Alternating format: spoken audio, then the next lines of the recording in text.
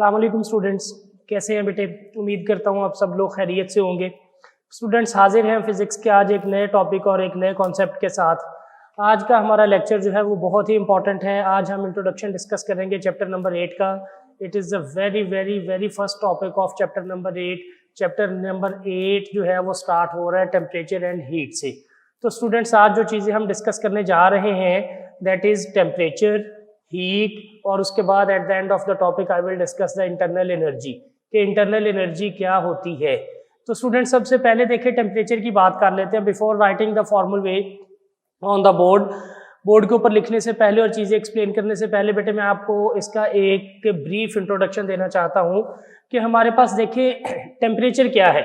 When ever we touch an object, suppose बेटे हमारे पास एक केटल है चाय वाली, हम उसको हाथ लगा रहे हैं और उसके बाद हम फील करते हैं कि इट इज़ हॉट, ये गर्म है।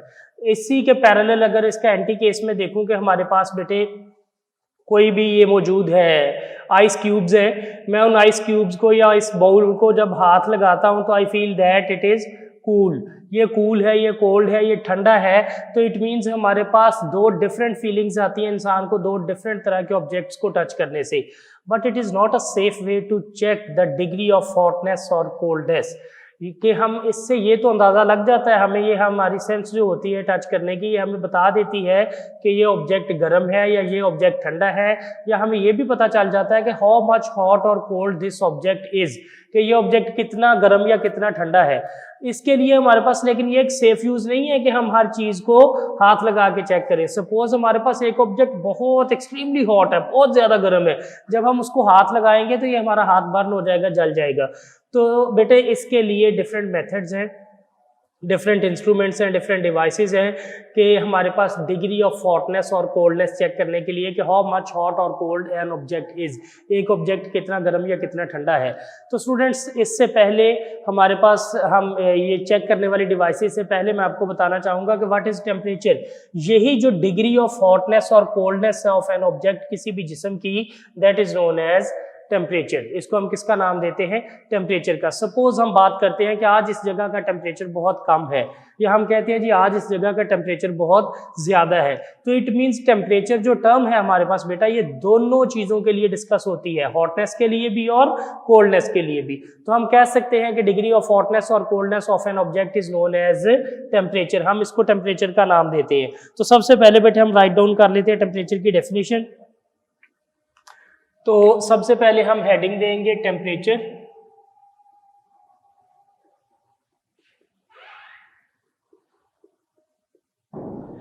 टेम्परेचर की हेडिंग देने के बाद बेटे we have to write the definition of temperature. तो हम कह सकते हैं कि टेम्परेचर जो है हमारे पास बेटे ऑफ अ बॉडी किसी भी जिस्म का is the degree of hotness और coldness.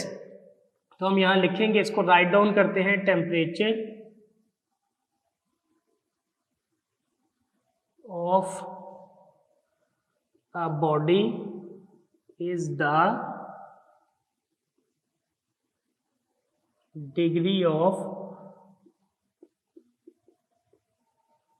hotness or coldness of an object। तो बेटे कोई भी जिस्म कितना ठंडा है या कितना गर्म है, ये इसका लेवल, इसको चेक करने के लिए हमारे पास यही चीज़ जो होती है हॉटनेस और कोल्डनेस की जो डिग्री है का लेवल है, that is known as temperature. इसी को हम टेम्परेचर का नाम देते हैं। लेकिन बेटे टेम्परेचर को अंडरस्टैंड करने के लिए we should have to understand two terms. हमें दो चीज़ों को अंडरस्टैंड करना बहुत ज़रूरी है। नंबर वन हमारे पास है बेटे थर्मल कॉन्टैक्ट, और दूसरे नंबर पर हमारे पास है थर्मल इक्विलिब्रियम। तो देखिए हमारे पास मेरा बेटा एक बात आपने याद रखनी है कि कैंडल फ्लेम जो होता है ये हॉट होता है, और इसी तरह हम जब बात करते हैं कि इसका टेम्परेचर बहुत ज़्यादा होता है, लेकिन आइस जो होती है इन द अदर हैंड, मैं आपसे पहले बेटे ये बात डिस्कस कर चुका हूँ कि ये हमारे पास क्या होती है, आइस काफ़ी कोल्ड होती है, ठंडी होती है। दोनों के टेम्परेचर में काफ़ी ज़्यादा डिफरेंस होता है। लेकिन हम इसको कैसे फील करते हैं? Normally we have to touch the ice का बाउल, हमको आइस का बाउल है, बर्फ़ वाला बाउल है, उसको हाथ लगा के देख लेते हैं कि क्या ये कि कितना ठंडा है। और इसी तरह अगर सपोज मेरे पास एक चाय का कप है या चाय के वाली केटल है, हम हम उसको भी हाथ लगा के चेक कर लेते हैं कि कितनी गर्म है। लेकिन बेटे मैंने आपसे पहले इस टेम्परेचर की डेफिनेशन लिखने से पहले भी ये बात डिस्कस की कि this is not a safe way to check the degree of hotness और कोल्डनेस। तो बेटे ये एक सेफ वे नहीं है। तो इससे पहले इन टेम्परेचर को फाइंड आउट करने से पहले तो मैं बेटे यहाँ पर आपको दो टर्म्स जो हैं उनके बारे में कॉन्सेप्ट देना बहुत ज़रूरी समझूंगा। नंबर 1 है हमारे पास थर्मल कॉन्टैक्ट और नंबर 2 है हमारे पास बेटे थर्मल इक्विलिब्रियम।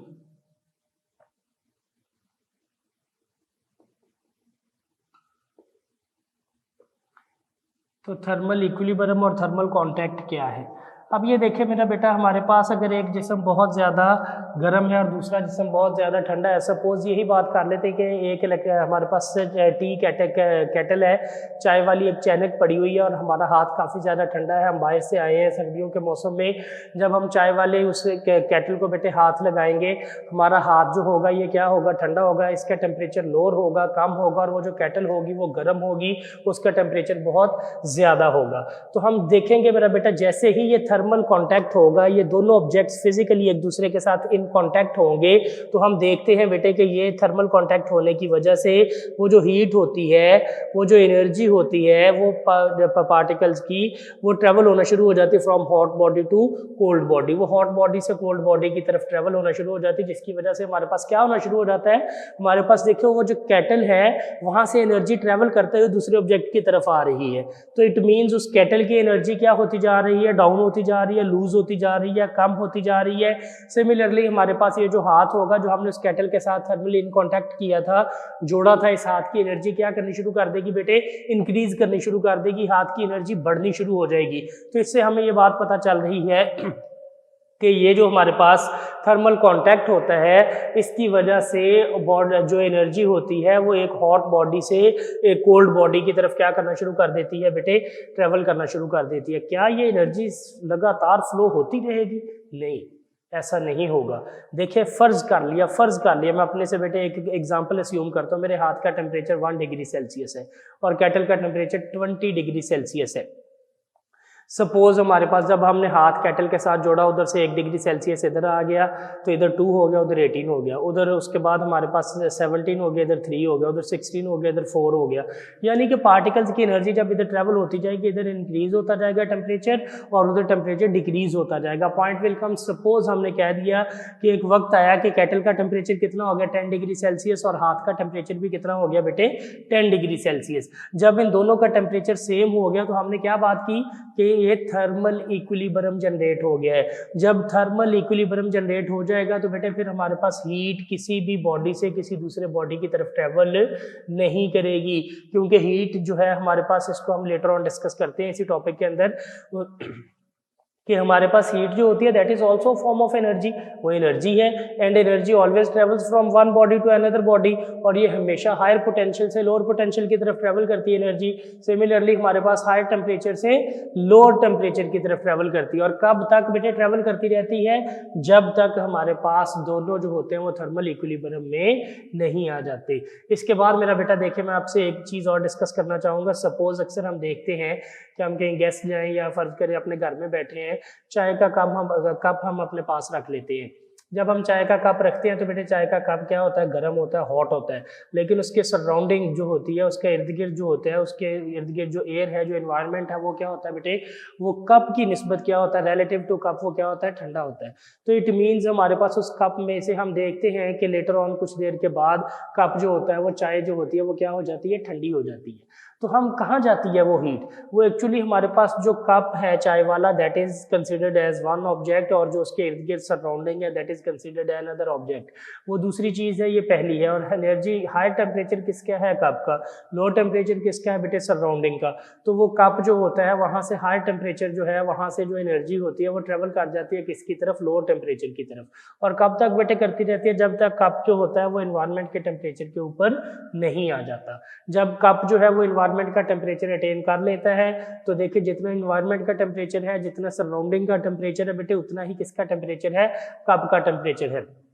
तो हमारे पास ये जो कप वाला टेम्परेचर और इन्वायरमेंट वाला टेम्परेचर दोनों जब सेम हो जाते हैं, इक्वल हो जाते हैं बेटे, तो क्या जनरेट हो जाता है, थर्मल इक्विलिब्रियम जनरेट हो जाता, प्रोड्यूस हो जाता है। जब थर्मल इक्विलिब्रियम प्रोड्यूस हो जाता है तो फिर हीट किसी से किसी बॉडी दूसरे बॉडी की तरफ ट्रेवल नहीं करती। तो इसलिए बेटे टेम्परेचर को फील अंडरस्टैंड करने के लिए you should have to understand first these two terms, thermal contact और उसके बाद बेटे हमारे पास जो है थर्मल इक्विलिब्रियम। इन दोनों चीज़ों का हमें पता होना चाहिए।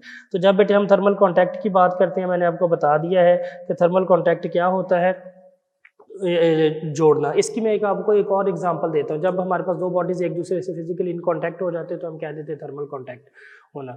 अब देखिए मेरा बेटा, एक बड़ी मज़ेदार सी बात है, आप अक्सर देखते हैं कि आइसक्रीम बेचने वाले जो हैं वो क्या करते हैं, साइकिल के ऊपर या मतलब व्हाट्सएवर सोर्सेज जिस पे भी वो आइसक्रीम वगैरह मोहल्लों में, पार्क्स वगैरह में सेल करते हैं गर्मियों के सीज़न में।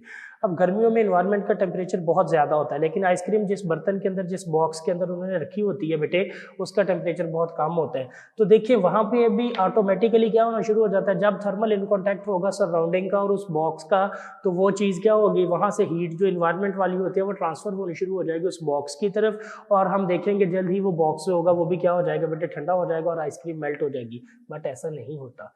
क्यों नहीं होता? क्योंकि बेटे वो जो आइसक्रीम वाला बॉक्स होता है, उन्होंने वो जो भी आइसक्रीम सेल करने आता है, बेचने आता है, वो आइसक्रीम बॉक्स को क्या करता है, एक वुडन लकड़ी का एक उसने बॉक्स बनाया हुआ था, उस बॉक्स के अंदर रखता है, और उस वुडन बॉक्स को भी उसने फर्दर किससे लपेटा हुआ होता है बेटे, कपड़े के साथ लपेटा हुआ होता है। और कपड़ा भी ऐसा पोरस लिया जाता है, ऐसा कपड़ा लिया जाता है मखसूस किस्म का, जो हमारे पास थर्मली इंसुलेटेड हो, जो हीट को एक जगह से दूसरी जगह ट्रैवल करने से रोके। तो देखिए बेटे, जब वो वुडन ब्लॉक के ऊपर वो कपड़ा और वुडन ब्लॉक जो है वो उस आइसक्रीम बॉक्स का और इन्वायरमेंट का दोनों के दरमियान जो थर्मल कॉन्टैक्ट होता है उसको क्या कर देते हैं, डिस्कनेक्ट कर देते हैं। अब इन्वायरमेंट जो बहुत ज़्यादा गर्म है और आइस बॉक्स जो बहुत ज़्यादा ठंडा है, ये थर्मली इन कॉन्टैक्ट नहीं है। तो यहाँ से हमें पता चल रहा है कि thermal contact between ice box, वो जो आइसक्रीम वाला बॉक्स है उसका, और इन्वायरमेंट का, वो क्या हो गया, ब्रेक हो गया, ख़त्म हो गया, डिस्कनेक्ट हो गया। और इनका थर्मल कॉन्टैक्ट जो है बेटे वो ख़त्म होने की वजह से हमारे पास क्या हो गया है, आइसक्रीम जो है वो सेफ हो गई है, और वो ज़्यादा देर तक वो जो आइसक्रीम जो है वो मतलब एज इट इज़ अपनी फॉर्म में रहेगी, मेल्ट नहीं होगी। तो इट मीन्स बेटे, जब भी थर्मल कांटेक्ट होगा तो हीट जो होगी वो हमेशा हायर मतलब टेम्परेचर से लोअर टेम्परेचर की तरफ, हायर एनर्जी लेवल से लोअर एनर्जी लेवल की तरफ ट्रेवल करेगी। तो थर्मल कॉन्टैक्ट की जब हमने बात की, तो जब इट मीन्स ये मेरे पास एक ऑब्जेक्ट ए है और ये एक ऑब्जेक्ट बी है। अब ये देखिए मेरा बेटा, ये जब बी जो और ए जो है, there is a specific distance between these two objects, इनके दरमियान ये डिस्टेंस मौजूद है। लेकिन अगर मैं इस ए और बी को दोनों को बेटे क्या कर दूं, फिजिकली इन कॉन्टैक्ट कर दूं, तो आप देखें, फर्ज करें इधर टेम्परेचर 100 डिग्री सेल्सियस है, इधर 10 डिग्री सेल्सियस है, तो हीट इससे इस तरफ क्या करनी शुरू कर देगी, फ्लो करनी शुरू कर देगी। करते करते करते करते फर्ज करें बेटे ये चलती जाएगी, एक वक्त आएगा कि ये ए ऑब्जेक्ट है, ये बी ऑब्जेक्ट है, इसकी हीट भी कितनी हो जाएगी, 55 डिग्री सेल्सियस, इसका टेम्परेचर भी कितना हो जाएगा, 55 डिग्री सेल्सियस। तो हम देखेंगे जब ये दोनों सेम टेम्परेचर के ऊपर आ जाएंगे तो यहाँ पर क्या जनरेट हो जाएगा बेटे, यहाँ पर इक्विलिब्रियम जनरेट हो जाएगा। और ये जो इक्विलिब्रियम होगा, इसके बाद ना हीट इससे इस तरफ ट्रैवल करेगी ना इससे इस तरफ ट्रैवल करेगी, ये हीट जो होगी ये क्या हो जाएगी, स्टॉप हो जाएगी। इसके स्टॉप होने की वजह से हम कह देंगे कि क्या जनरेट हो गया बेटे, हमारे पास थर्मल इक्विलिब्रियम जनरेट हो गया। तो ये दोनों चीज़ें आपको अच्छे तरीके से अंडरस्टैंड करनी चाहिए। तो इसके बाद मेरा बेटा मैं बात करता हूँ हीट की। हीट जो है हमारे पास, मैंने अभी आपको बताया बेटे, that is a form of energy. Heat जो है ये एक एनर्जी की शक्ल है, और उसके बाद heat always travels from one body to another body, और किससे किस तरफ करती है बेटे, from a hot body to cold body. ये हमेशा हॉट से कोल्ड बॉडी की तरफ ट्रेवल करती है। और हीट के ट्रैवल होने की सबसे बेसिक रीज़न ये है कि there must be a difference between temperature of two objects which are thermally in contact. वो ऑब्जेक्ट्स जो बेटे थर्मली इन कॉन्टैक्ट हैं उनके टेम्परेचर में हमेशा डिफरेंस होना चाहिए। अगर सपोज ये ऑब्जेक्ट 10 डिग्री पे है, ये 20 पे है, दोनों में टेम्परेचर डिफरेंस मौजूद है, देन जब हम इनको फिजिकली इन कॉन्टैक्ट करेंगे तो there is a heat flow which should be observe. हम हीट फ्लो को ऑब्जर्व कर सकते हैं। लेकिन अगर ऐसी कंडीशन आ गई है हमारे पास बेटे कि जिसके इसके अंदर देखें, अगर ये 10 डिग्री सेल्सियस पे, ये भी 10 डिग्री सेल्सियस पे, हम इनको बेशक थर्मली ज्वाइन कर दें, थर्मल कांटेक्ट कर दें, इवन देन हमारे पास देखेंगे no heat will flow from any body, इस ए से बी की तरफ या बी से ए की तरफ, किसी तरफ कोई भी हीट फ्लो नहीं करेगी। What is the reason behind this? Because both bodies are at the same potential. दोनों बॉडीज जो होती है बेटे वो सेम पोटेंशियल पे होती हैं। तो हम बात जब करेंगे हीट की, तो बेटे हीट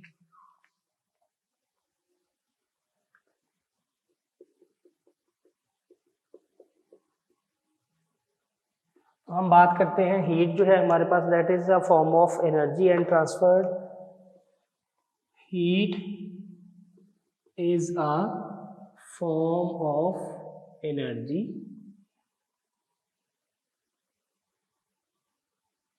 एंड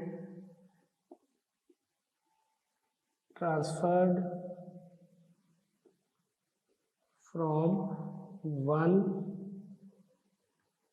बॉडी, या वन की बजाय हम क्या करेंगे, अभी ऐसे लिखा रहेगा, वन बॉडी टू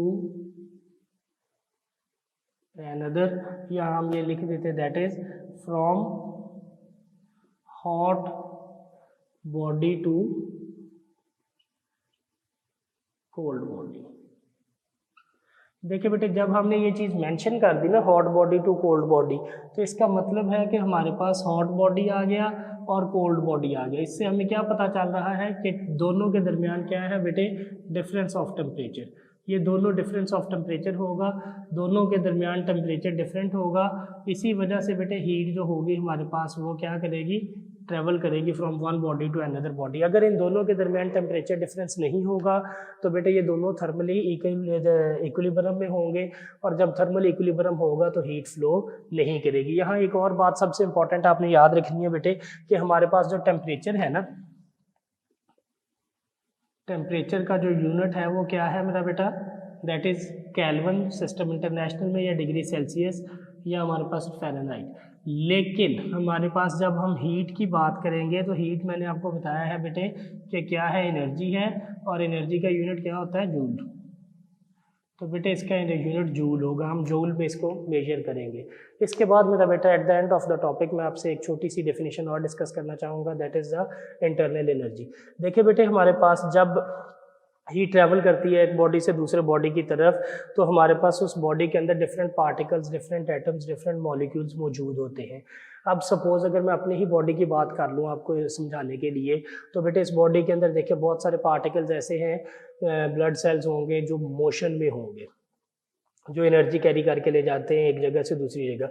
अब वो जितने भी पार्टिकल्स बेटे मोशन के अंदर हैं, न्यूरॉन्स हैं, नर्व सेल्स हैं, वो सारे के सारे मोशन में है, तो उनकी मोशन की वजह से जो एनर्जी होगी that is considered as kinetic energy. तो इट मीन्स बेटे वो उनकी काइनेटिक एनर्जी है। और इसी बॉडी के बहुत सारे पार्टिकल्स, बहुत सारे एटम्स, बहुत सारे मॉलिक्यूल्स ऐसे होंगे विच आर एट रेस्ट, जो रेस्ट की हालत में होंगे, तो बेटे उनकी एनर्जी क्या होगी हमारे पास, दैट इज़ पोटेंशियल एनर्जी। तो अगर मैं अपने बॉडी की इंटरनल एनर्जी की बात करूं तो क्या सिर्फ काइनेटिक की बात करूंगा या सिर्फ पोटेंशियल की बात करूंगा? नहीं, हम इन दोनों एनर्जीज की बात करेंगे बेटे। जब मैं अपने बॉडी की इंटरनल एनर्जी, टोटल एनर्जी की बात करूंगा तो मैं कहूंगा the sum of all types of energy that is kinetic and potential. Kinetic और पोटेंशियल जो है हमारे पास जितनी भी एनर्जीज हैं उनके सम जो होगा, उन दोनों एनर्जीज का सम जो होगा हमारे पास, that is known as internal energy of the system. हमारे पास वो सिस्टम की इंटरनल एनर्जी कहलाएगी। तो हम बात करेंगे इसकी, जब डेफिनेशन करते हैं बेटे इंटरनल एनर्जी की, the sum of kinetic and potential associated with the atoms. जब हम बात करते हैं बेटे इंटरनल एनर्जी की,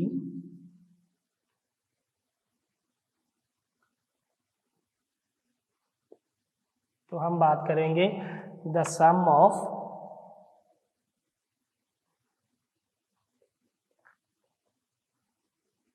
kinetic energy end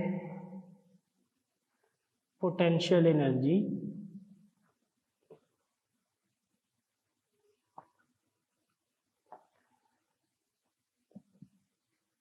of particles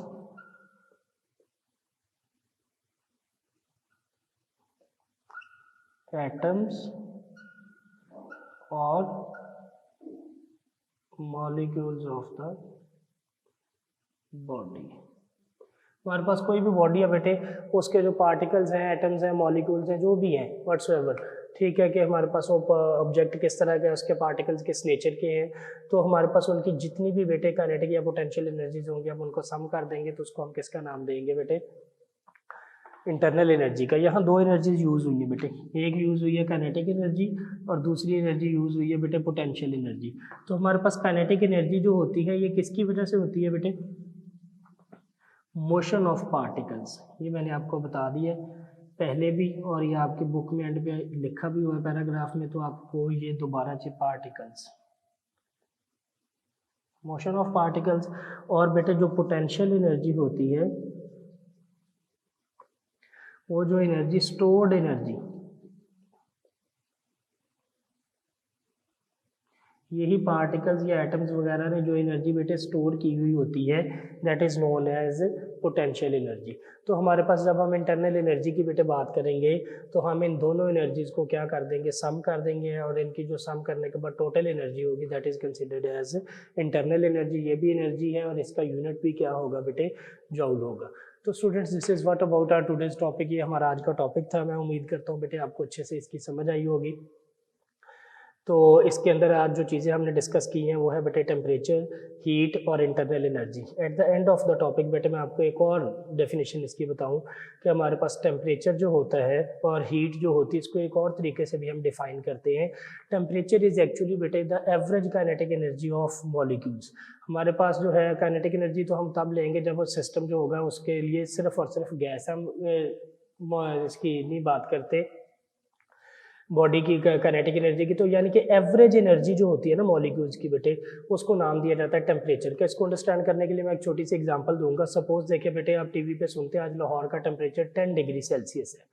तो क्या आपके फॉर एग्जांपल एक स्टूडेंट रह रहा है ए ब्लॉक में, एक रह रहा है बी ब्लॉक में, सी ब्लॉक में, एक जेड ब्लॉक में, यानी कि देखिए लाहौर जो है आपके पास वो फॉर एग्जांपल उसका जो हमारे पास डायमीटर है दैट इज 20 किलोमीटर या 25 किलोमीटर। तो क्या ये 10 डिग्री सेल्सियस जो हम लाहौर का टेम्परेचर बता रहे हैं, ये 25 डिग्री सेल्सियस का जो हमारे पास है इसका है सरकमफेरेंस, क्या वहाँ पर हर जगह ये 10 डिग्री सेल्सियस है? नहीं, ऐसा नहीं है। तो हम किसी भी स्पेसिफिक एरिया का जब टेम्परेचर फाइंड आउट करना चाहते हैं तो हम क्या करते हैं, उसके 10 या 15 लोकेशंस को फाइंड आउट कर लेते हैं मुख्तलिफ, या फर्ज करें 15 ब्लॉक है तो 15 ब्लॉक्स में से एक एक जगह डिसाइड कर लेंगे, उन 15 के ऊपर हम टेम्परेचर को मेजर कर लेंगे। दैट माइट बी डिफरेंट, वो डिफरेंट हो सकता है, किसी पे 10, किसी पे 20, किसी पे 15, किसी पे 8, किसी पे 6, इस तरह कहीं ज़्यादा होगा कहीं कम होगा। फिर हम उन 15 वैल्यूज़ का क्या लेंगे, एवरेज लेंगे, उन सब वैल्यूज़ को प्लस करके 15 पे 15 पे उनको डिवाइड कर देंगे, तो हमारे पास एवरेज वैल्यू आ जाएगी, और वो जो एवरेज वैल्यू होती है that is known as temperature. और बेटे टोटल हमारे पास जो होता है ना एनर्जी किसी भी जगह पे पार्टिकल्स की, that total energy is known as heat, वो उसकी हीट कहलाती है। ये स्पेसिफिकली हम डेफिनेशन करते हैं जब हमारे पास वर्किंग सब्सटेंस जो होती है बेटे वो गैस होती है, ठीक है। तो खैर ये एक छोटा सा कॉन्सेप्ट था जो at the end of the topic I want to discuss with you people. तो स्टूडेंट्स, ये हमारे पास टेम्परेचर, हीट और इंटरनल एनर्जी आज का टॉपिक था। तो बेटे अगर इसका आपका कोई भी क्वेश्चन जो आपको अंडरस्टैंड नहीं कर पाए तो you people can ask that question in discussion time. तो स्टूडेंट्स इंशाल्लाह ताला अज़ीज़ हाजिर होंगे फिजिक्स के एक नए टॉपिक, एक नए लेक्चर के साथ। तब तक अपना ख्याल रखिएगा मेरा बेटा। अल्लाह हाफिज़। Thank you very much.